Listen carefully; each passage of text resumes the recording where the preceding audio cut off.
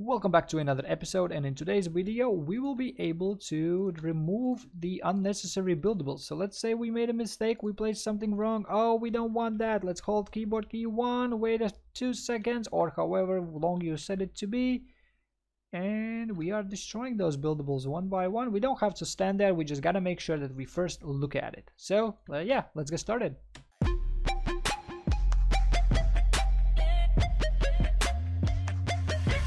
So the first thing that I want to do is go ahead and make ourselves like a material so that we would have like that circle spinny thingy, depending on like how much time it takes for the buildable to get destroyed. So for that we're going to make a very simple material, and let's call this progress underscore mat. Progress mat. Now let's change a couple of parameters for this one. So select your base node and change this to user interface.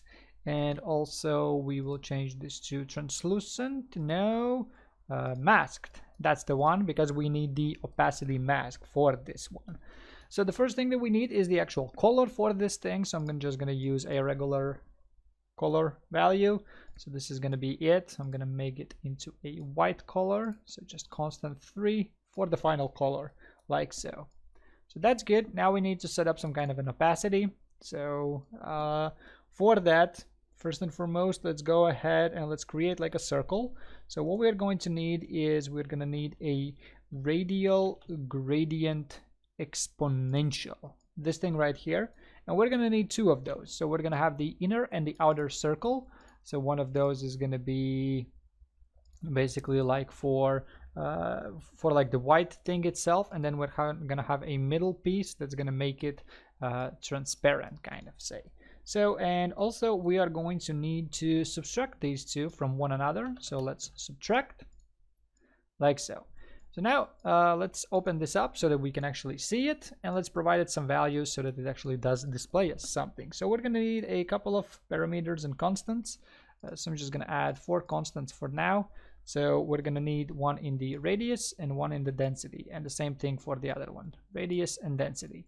So let's provide this some values, because right now these are at zeros. So let's go like 0.5, and let's go like 5,000. And for the other one, let's go like 0.45, and let's go like 5,000. There we go. So that's that. So go ahead, right click this and enable the real-time preview, and there we have this preview available to us.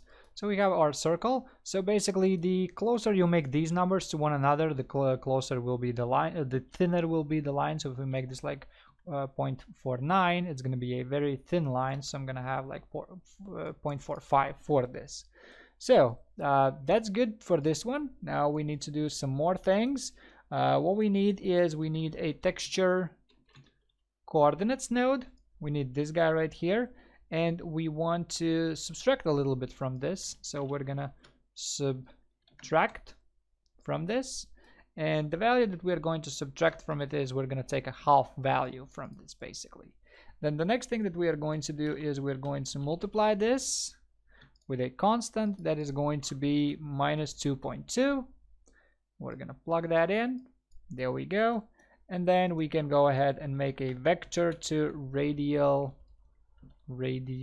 value, and we're gonna plug this into the vector of UVs, like so.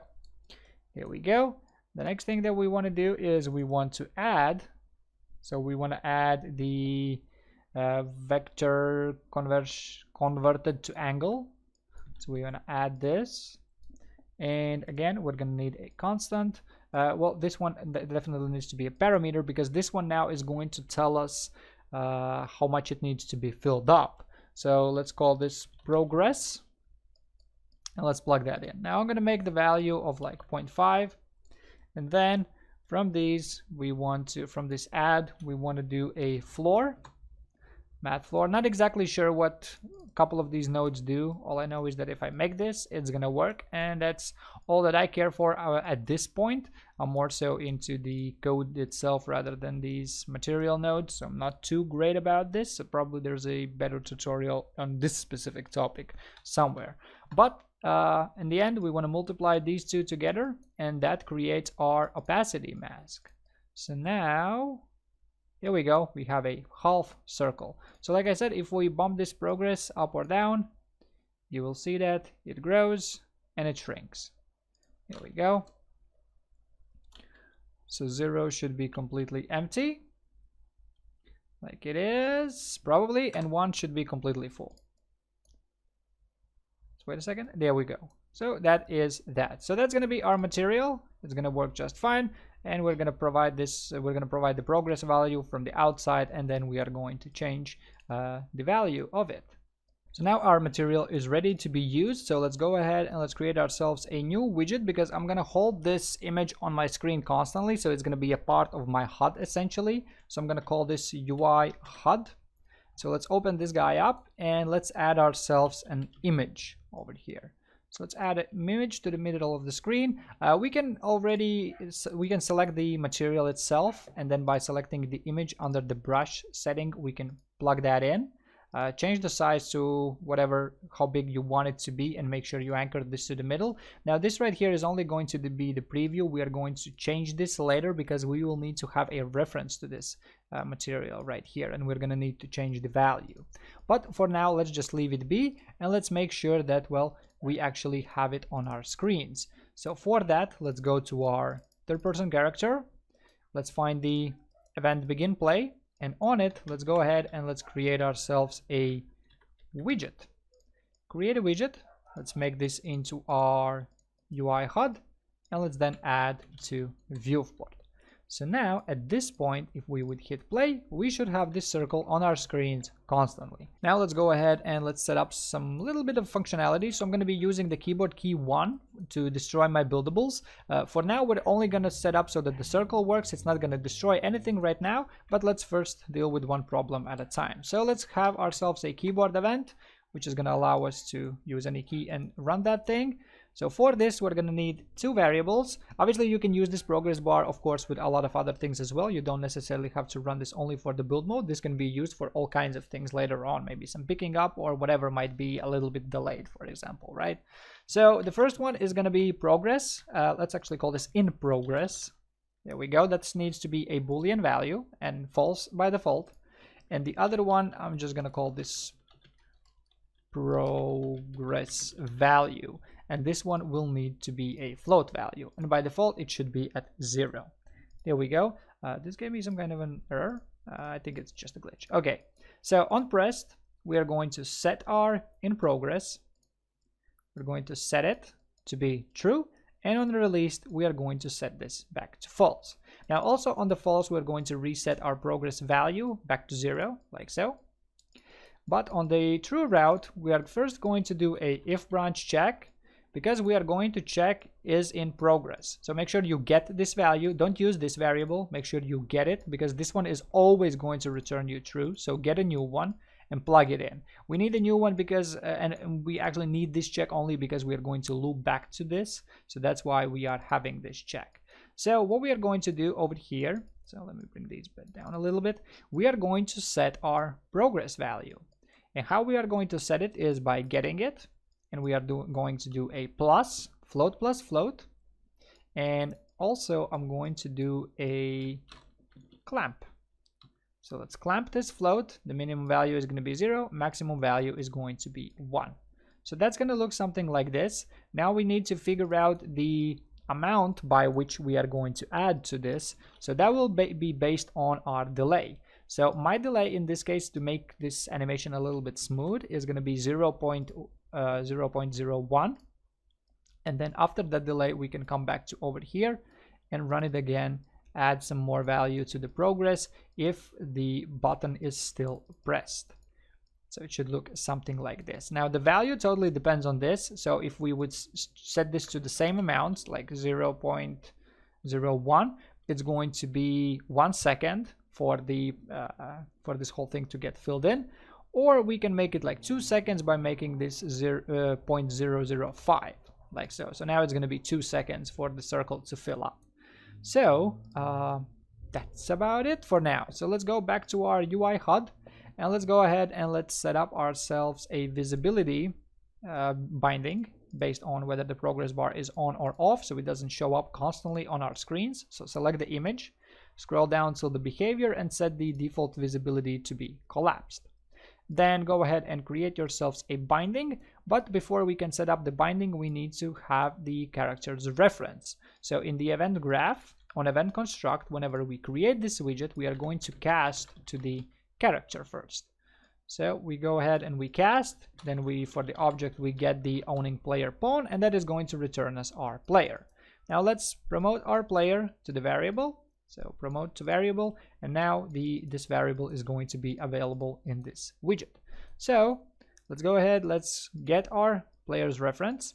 First, just to be safe, let's check if it is valid, because sometimes the widget might be created a little bit quicker and this binding might be ran a little bit quicker, and then this might give us an error. So let's check if it's valid, and then if it is, let's do an if branch check. Now the condition that we are looking for is we need to get in progress. In progress. Here we go. That is the condition that we are looking for. Whenever this boolean is true, we want to make this box visible, this circle, and whenever it's false, we want to set it back to collapse so it doesn't interact with any other objects on our screen, and then so basically so it's invisible. So now if we would hit play, whenever we hold one, it should be visible. Whenever we release, it should go away. Here we go. So that seems to work just fine. So now let's go ahead and let's provide the value for this image as well, so that it does fill up a little bit for us as well. So what I'm going to do is over here on the true route, I'm going to bring in our image. We're going to get that, and from this image we are going to get the material, get dynamic material. So we're going to get that, and from this we are going to go ahead, from the return value we're going to set the scalar parameter value like so, and then we're going to plug this into the true route. Here we go. So we have this thing ready to go. So we need to provide the parameter's name, which we called progress. So you can see that over here. So this is the variable that we are going to change the parameter. So I'm just going to copy the name and paste it into the parameter's name. Now for the value, as the third person character, so I'm going to get a new reference. I'm going to get the progress value, and that is going to be our value right here. So there we go. We have plugged that in as well. All good, ready to go. So let's go ahead, let's compile and save this, and let's test this out. So when we hold one, it is filling up, as you can see, right from the beginning, and it fills up until it's full. There we go. So that's good. Now the next thing would be to actually destroy the buildable for us. So what we are going to do is now back in our third person character, we have this thing right here, keyboard key 1, which does all of this thing right here. It does a delay, adds some progress, all that stuff. Before we do a delay and rerun the whole circle, what we are going to do is do a if branch check again. We are going to check if this value right here is smaller than 1. So we're going to type in 1 and connect that into the condition. Now if that is true, it's going to proceed with the delay, and it's going to do another circle, and it's going to go on and on and on. But if that is false, if it is not smaller than 1, then that means that it's probably 1 or bigger than 1. Well, it can't be bigger because we have a clamp.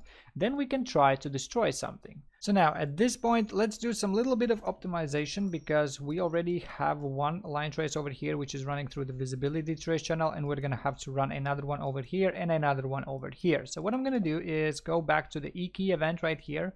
I'm going to grab these nodes right here, select all of them except for the last one, because we don't need the last one. I'm going to right click this, and I'm going to collapse to function, and I'm going to call this trace. Here we go. As simple as that. We're going to run a trace over here, and then we are going to interact with the build. And we're going to do a similar thing over here. So from the false route, we're going to run our trace like so, and it's going to interact with the buildable. It's going to return us the hit actor. Now for the hit actor, we want to check does implement an interface, because obviously we don't want to destroy any random object. We want to make sure that it is a buildable. And yeah, so for that, let's use the build interface. Let's do an if on this one. True. There we go. So now it's going to check whether whatever we hit is a buildable, and if that is true, then we can just simply go ahead and destroy actor. We can just simply destroy that actor. So go ahead and connect it like so. And now if we try to build something, say we build this one, hold 1, There we go. As you can see, the buildable got destroyed. And it's going to work the same way for both the finished and unfinished buildables as of right now. Later we're going to have a different system for the built ones. But yeah, that's going to work just fine. Now, one more thing that I don't like is that now I can hold 1 and it's still going to run this thing. I don't want it to run always, right? I only want to run it whenever I'm hitting something that is like the buildable. So what I'm going to do actually is I'm going to copy these nodes right here. And let's go ahead and let's bring this down. I'm going to copy those nodes right there. And I'm going to bring those before everything else. So I'm going to run this code. So we're going to do a trace. Then we're going to check if does it implement the build interface.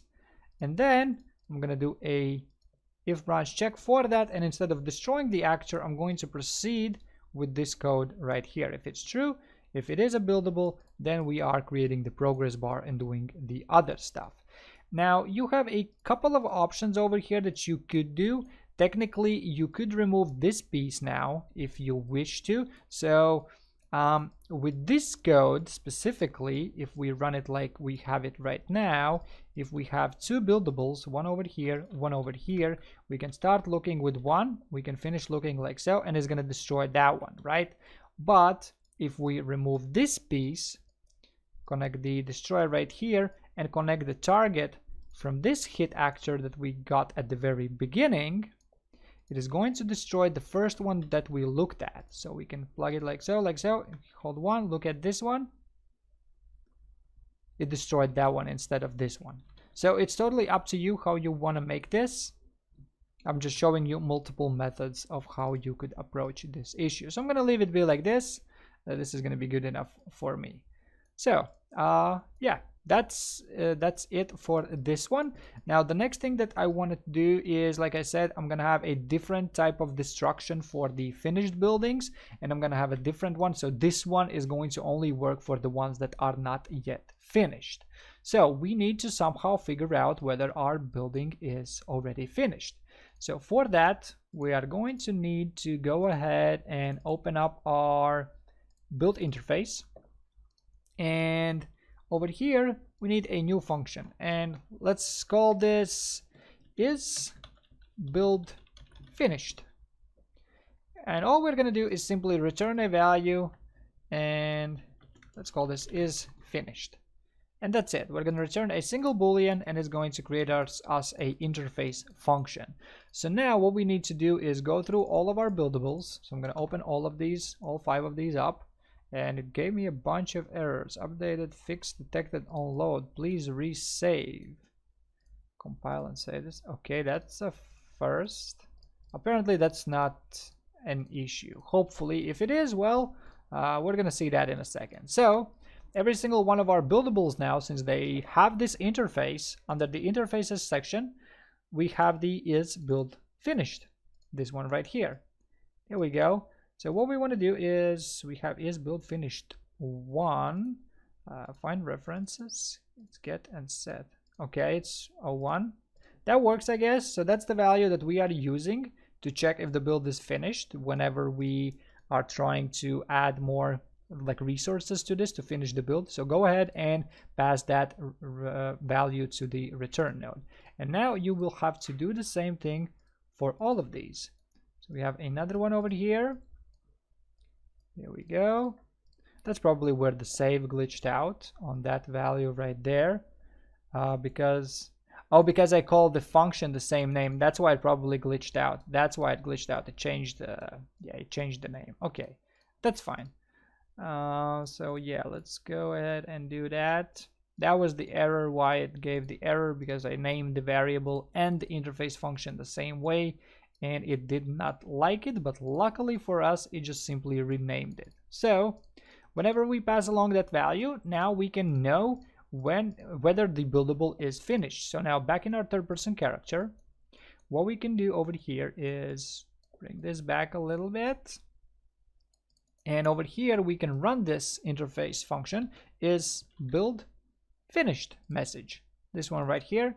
So make sure you plug in the same target again. We can use this rerouting right here. So that's going to work just fine. And then again, we want to do another if, because we want to check whether if it's finished, and if it is finished. No, we want to check if it's not finished.